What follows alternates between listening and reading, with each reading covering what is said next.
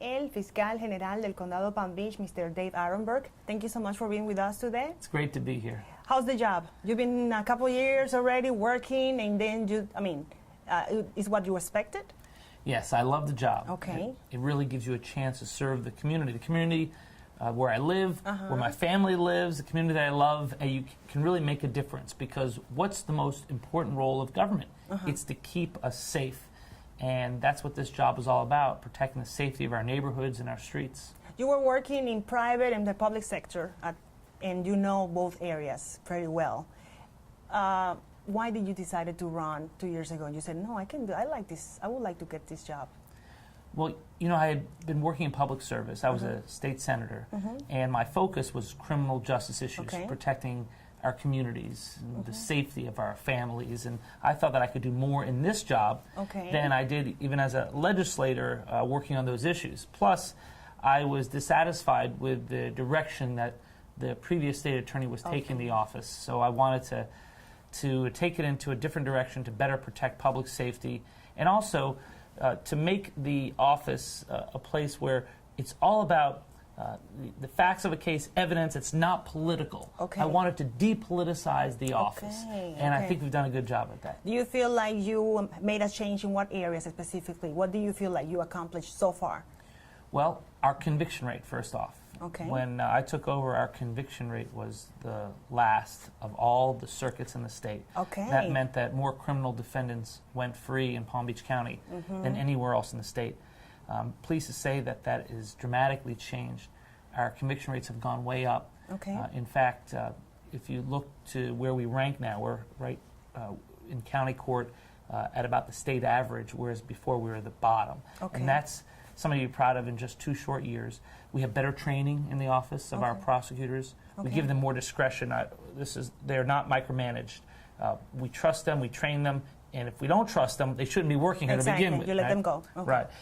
We have a system of intake where we have professionals who are experts at charging the cases, so we know that we're charging each case appropriately, because you don't get a second chance once you charge and someone in that the person, the defendant, has those charges, has that record now forever. Even after it's wiped clean, there's still pictures of that defendant on the internet forever, right? And so that's why when I say you don't get a second chance, you have to be right when you use this immense power to file charges against someone.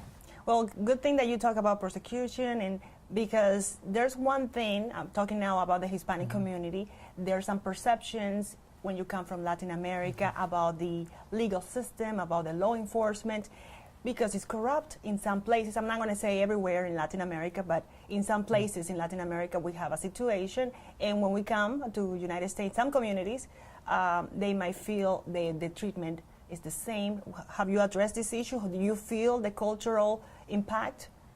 Well, we work really hard to reach out to the community, to have communication, to let people know that we are all about fairness, we're all about justice in this office.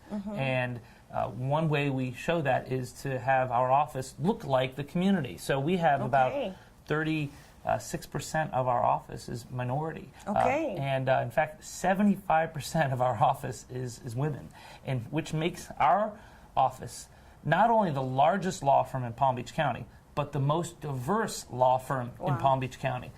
And so we're very proud of that. You feel that you accomplished that yourself, or is it coming from another administration, or is being in the process? That's a team effort that's been going on for years. We've made a priority out of trying to find the best and the brightest wherever we go, and reaching out to all different groups and trying to make our office very diverse. But I can't claim full credit for that, because that's something that's been going on with this office for years.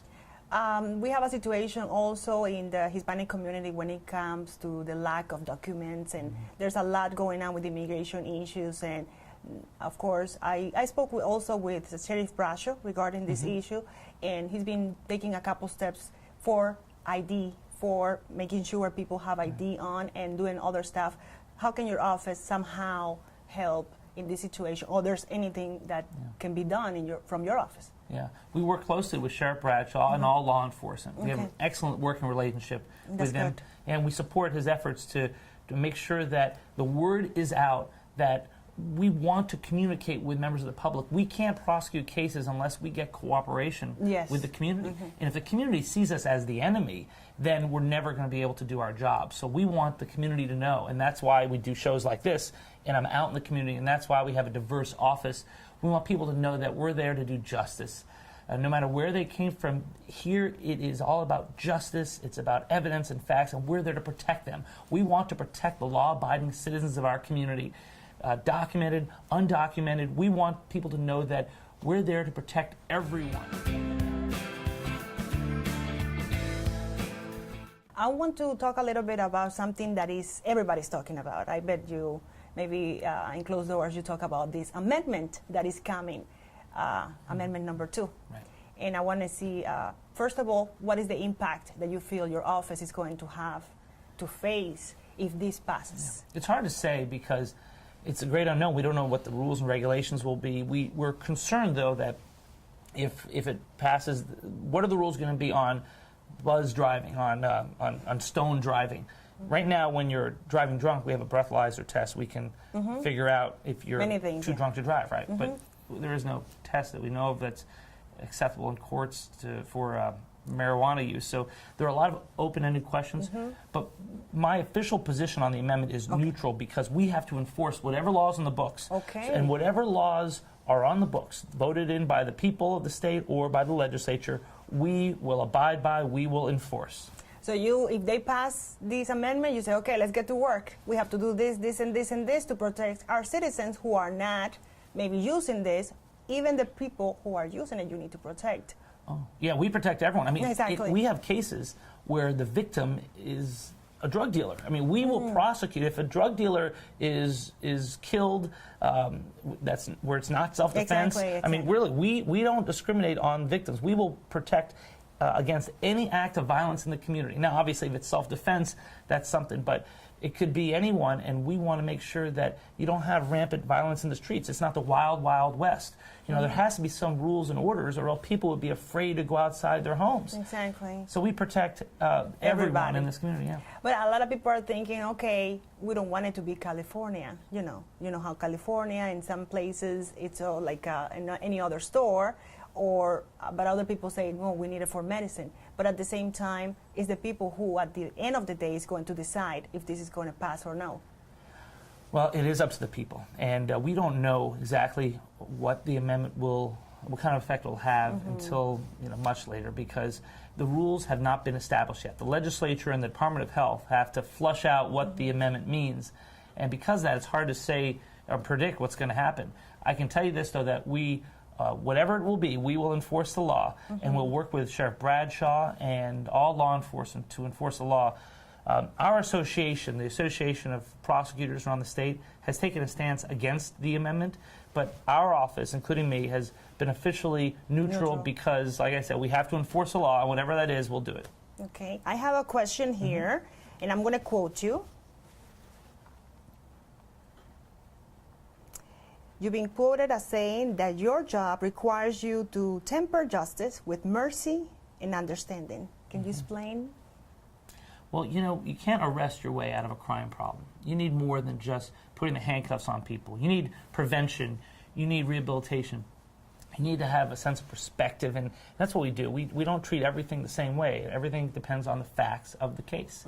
And so some cases deserve drug court instead of just locking away a first-time nonviolent drug offender. They can go to drug court and get treatment and rehabilitation, and it's strict, it's tough, you get tested a lot. But if you can complete drug court, get your life back together, your charges will be dismissed. And so we don't treat every situation the same. It depends on the facts of the case. And when it comes to nonviolent drug offenses, especially for first-time nonviolent drug offenders, we think that it's better if that person gets treatment and can get that person's life back as opposed to locking them up for years and years. So that's what I mean, that there's a balance. Now, when it comes to violent crime, gun crimes, we take it really seriously. We have zero tolerance for violent crime. We will prosecute to the fullest extent of the law. But we also know that when it comes to a nonviolent offense, especially a first-time offense, you have to treat that differently. Okay. Well, I want to ask you one thing. Are you going to be running next? I mean, you're going to try to go again and get this job again next year? Well, in Next 2016, term. yeah, Yes. I do plan to run for re-election. Okay. I love this job, and I don't want to let the people down here who have seen so much turnover in this office. Okay. We've had now 3 different state attorneys in the past couple years, so it needs some stability. So my plan is to run for re-election if the voters will have me, because my boss, the people of Palm Beach County, Okay. they can decide whether I'm here or not. So it's like applying for a job again. I'll be applying in 2016 to stay here. So you liked it? I love it. You get to wake up every morning and do justice. And, Exactly. wow, it gets me out of bed really quickly. I love it. There's so many things that we could talk about. We welcome anytime your office and yourself to our show, and we wish you the best. I know you're doing a great job and you're working really hard. I wanted to find out how you feel about in the future, maybe not in 2016, but in the future, to have a minority as the state attorney, a Hispanic or an African American. I know we want to see, like you said, there's a big percentage doing other, but I was thinking about that. How do you feel about seeing that? Would you like to see it under your life term? Oh, it's going to happen. Absolutely. We have the first black president, right? There you go. Yes, and I'm pleased that I have 3 chief assistants. Okay. They're my top prosecutors here in the office, and we're the senior management. There's three. One is Brian Fernandez. Yes, Another one is Adrienne Ellis, who's the first African-American woman to ever be a chief assistant. And the other one is Al Johnson, who you know from the John Goodman case. Yes. He's prosecuting that case. So I'm very pleased that we have a diverse chief assistants, and they are just so good at what they do. They make me look good, so I'm grateful to have them. But yes, there will be, sooner than later, there will be a woman or a Hispanic or African-American state attorney. And you will be there to support them. Oh, if it's the right person, Yes. Absolutely. Okay. And I hope that I'll live to see it. Well, I know I'm going to live to see it because it's going to be sooner than later. But I hope that I'll be in a position where I can work with that person to help make sure that Palm Beach County is the safest it could possibly be. Wonderful. Well, thank you so much.